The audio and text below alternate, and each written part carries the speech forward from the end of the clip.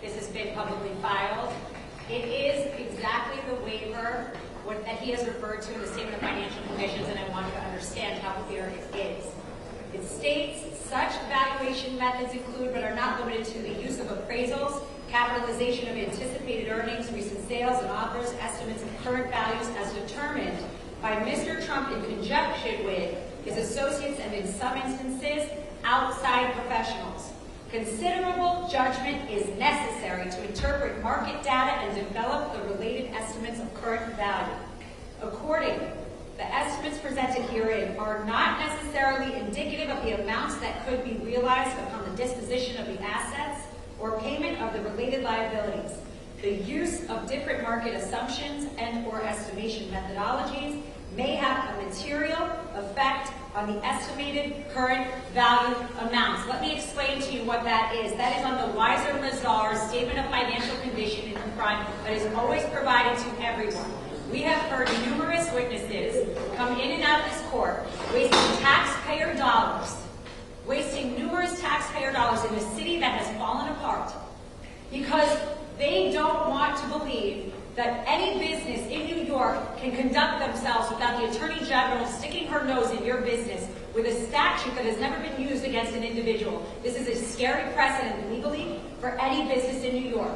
What is happening now is they are saying that the Attorney General is no longer going to use 6312 against consumers. She's going to come after you and your personal business, and then she will bring your children involved because of political motivation.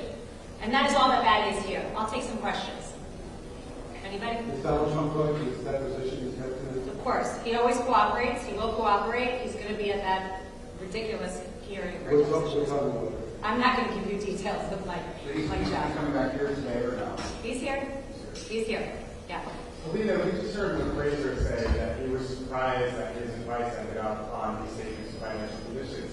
What does the former president have to say to that? Well, the former president is going to say anything about it, and we're going to cross-examine him, and I think that will say it all. I think you guys need to understand something. Banks hire appraisers. Everybody here knows that. Anybody here that's purchased a home or purchased anything in real estate understands a very basic thing. Let me put this whole case in plain English for you, okay? You are an individual. You go to get something appraised. You say, my house is worth X. The bank doesn't take your word for it. They hire people like that gentleman to go do their own values. Now, those values are going to be lower than the ones that the homeowner or the commercial real estate owner would use. It's very basic. Anybody watching any business television can understand or explain to you these basic principles of real estate. But the point is that's not what this is about. That is not what this case is about. It has nothing to do with this because the Statement of Financial Condition was actually low. The Statement of Financial Condition didn't include President Trump's brand. The Statement of Financial Condition does not include the big picture. If you take Trump Tower, you take the Trump name off of that building, and you put Letitia James's name on that building, it will not be worth what it is worth when Donald Trump owns it. Do you have a sense of when the former president will be testifying in this trial?